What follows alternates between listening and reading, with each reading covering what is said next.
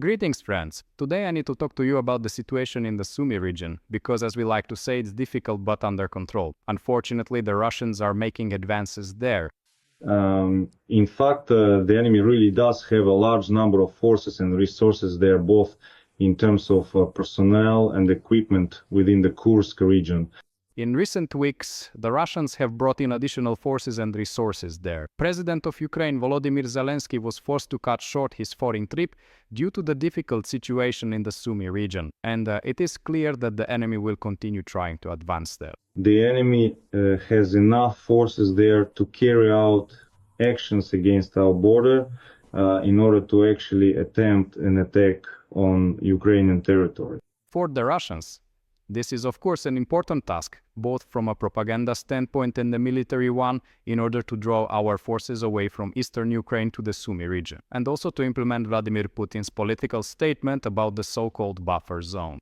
The possible outlines of the buffer zone are beginning to take shape.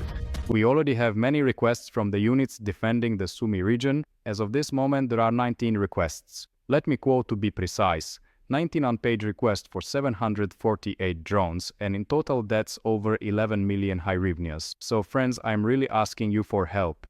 Right now, our military needs as much help as possible with kamikaze drones. So send your contributions to Ruzoris. All the payment details are as always in the description of this video, and don't forget to subscribe to my channel so you don't miss any of the most important updates. The head of the Sumy Regional Military Administration emphasized the need to evacuate civilians from the border areas of the Sumy region and stated, as of the evening of May 29, the operational situation remains difficult but under control. Active combat operations continue in certain sections of the front, particularly near the settlements of the Khotin and Yunakivka communities. The enemy operates in small groups, attempting to infiltrate border villages and establish a foothold. The situation along the line of contact is constantly changing. In some areas we hold the initiative, while in others the enemy is more active. However, our defense forces are holding their positions. The armed forces of Ukraine, border guards, National Guard members, and all components of the security and defense forces are heroically repelling the occupiers. To explain why the Russians are advancing in the border areas of Sumy region, we need to start with some background: the Ukrainian Kursk offensive operation. The Russians made tremendous efforts to drive the security and defense forces units out of most of the territories in Kursk region that had previously been occupied. There was also a significant, truly without any irony, significant contribution from DPRK soldiers. All Korean dear brothers are fighting bravely there. That's precisely how I affectionately call them, you know. North Korean soldiers carried out massive infantry assaults which could last for a whole day or even longer without interruption. And of course they created serious problems for our defense because of this. But probably the biggest problems for us were caused by Russian kamikaze drones, especially those operating on fiber optics. As soon as the enemy managed to get close to our main logistics route leading to Sudzha, the same road that goes through Yunakivka, they began to systematically destroy our logistics on a large scale. They effectively brought this road under complete fire control. And at that point, our troops could no longer defend effectively, because when the enemy isolates the area of combat operations, you can't carry out evacuations, deliver ammunition, and so on. Special attention should be paid to the quality of the road surface. This is important for being able to escape from enemy kamikaze drones. So, on the territory of the so-called Russian Federation, the highway was in fairly good condition. We suffered losses even there, but once we entered Ukrainian territory, the highway was practically destroyed. And during the 7 months of the Kursk operation, no one repaired it, which meant our soldiers had to drive at low speeds and became very easy targets for Russian kamikaze drones. And this, by the way, is in response to those stories questioning why we need to build roads during wartime. It is absolutely necessary to build roads in frontline areas. Right now, the Russians are stepping up their offensive in the border areas of Sumy region. First and foremost, they are using their already familiar tactic of small infantry groups, supported by aviation and kamikaze drones. When they try to enter Sumy region, it's mainly on foot, in small groups. Groups of up to 8 to 10 soldiers attempt to make their way through. And unfortunately, the enemy does manage to advance. Of course, this is due to their numerical superiority, their large-scale use of drones, and the support they receive from aviation, but unfortunately, we have also in some ways helped the enemy. I'm talking now about the fortifications in the Sumy direction. You can now see in the photo those very fortifications that were dug without taking the drone factor into account at all. They were probably dug according to manuals from the last century, back when drones did not dominate the battlefield. and accordingly, it's impossible to bring infantry in or out of such fortifications. It's impossible to hold the defense in such fortifications, and unfortunately our soldiers in these fortifications simply became very convenient targets for Russian drones. And that's a crime. We've been talking about the poor quality of fortifications in the context of drone dominance since 2023, but they keep building them as if it's still World War II. I also can't help but mention the checkpoints. This isn't crucial for the defense of Sumy region, but it's still important. In this video, it's Sumy region, less than 20 kilometers from Russian positions. There's a stationary checkpoint there that's a perfect target for the Russians. Thank God the police officer who was there during the strike survived. But the question still remains, why set up checkpoints so close in frontline areas? At one time, we told the Russians not to place checkpoints in the border or frontline zones, because Ukrainian kamikaze drones were actively targeting them. But it seems we are unable to learn from our enemy's mistakes. We have to make our own first. Speaking about the defense of the Sumy region, we can't ignore cases of inadequate military leadership either. This doesn't happen everywhere or all the time, but such situations do occur, and unfortunately there is no proper response from the higher military command. Here is a very striking example. The story of the commander of the 47th Separate Mechanized Brigade, Alexander Shirshin, who just 2 weeks ago wrote a post saying he couldn't take it anymore, that the command was acting, to put it mildly, inadequately.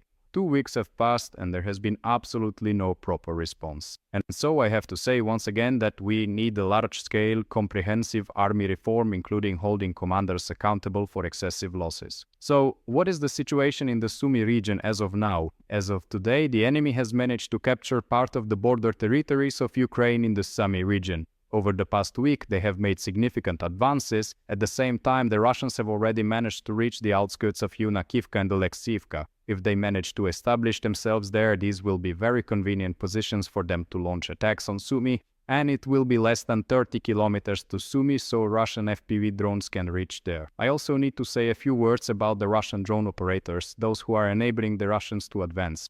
There is a group in so-called Russia called Rubicon. It operates under the direct supervision of the Ministry of Defense of the so-called Russian Federation, headed by Belousov. Rubicon is, if you will, a kind of drone special forces, the Rubicon UAV Center, which has absorbed, and this project is personally overseen by the Minister of Defense. The Russians took our best experience in using FPVs, which we did not scale up properly, and started scaling it themselves, which is why they are achieving such results. I can't say that there are any truly top drone operators fighting in this group, but the Russians did a very simple thing. They brought together several different groups involved in drone strikes and allowed them to independently decide how best to operate. They also focused on logistics and then began to scale this up across all their forces.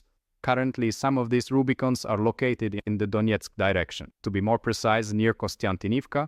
Right now, the main objective for the Russians is to advance in the east of our country, specifically in the Kostiantynivka and Pokrovsk directions, and to put pressure on our border areas, because the Russians have no intention of ending the Russian-Ukrainian war and are saying this openly, in case anyone has any doubts. Those people who believe that we are in a position, for example, to stop the war through some kind of diplomatic efforts and somehow get out of this. But that's simply unrealistic. It might be nice, but it's just impossible. We need to rule that out. I know that some of our citizens are wearing rose-colored glasses and hope that if the Russian-Ukrainian war is frozen, then the Russians will definitely leave us alone. But that's not the case. The Russians want all of Ukraine either destroyed or completely under their control.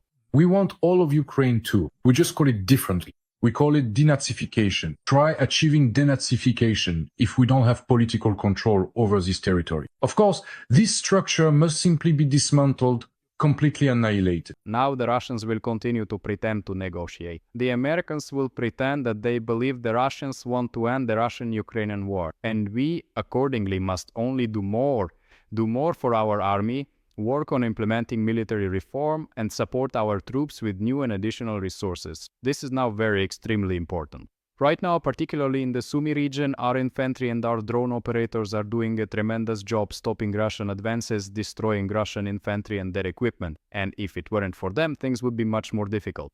We have received many requests from Sumy, from Kursk, from Pokrovsk, from Kostiantynivka, and not only from there. I urge you once again to help our military, which, thanks to you, received another 335 new FPVs in the past day. We, representatives of Ukraine's defense forces destroying the enemy on Sumy region's borders, express deep gratitude to Serhiy Sternenko's community for again providing us with drones.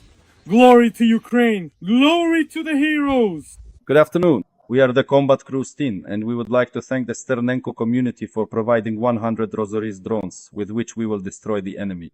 Only together can we achieve victory. Glory to Ukraine! Glory to the heroes! We are the soldiers of the 10th Edelweiss Brigade. We express our sincere gratitude to Serhiy Sternenko and the Sternenko community for the drones provided, which are already operating on our front line. Thanks to you, we can see farther, act more precisely, and maintain the initiative. Your contribution is real help that saves lives and brings victory closer. Together we are stronger. Together we are invincible. Glory to Ukraine.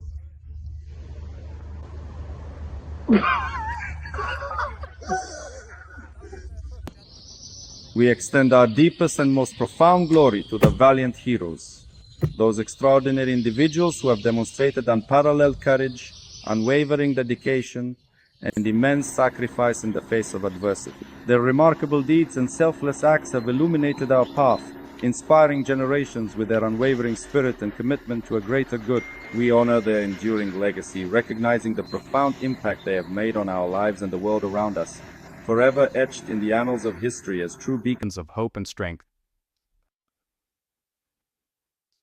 I was just wondering if you managed to capture that moment we were discussing earlier. It's quite important that we have a record of it for future reference, but I hope you were able.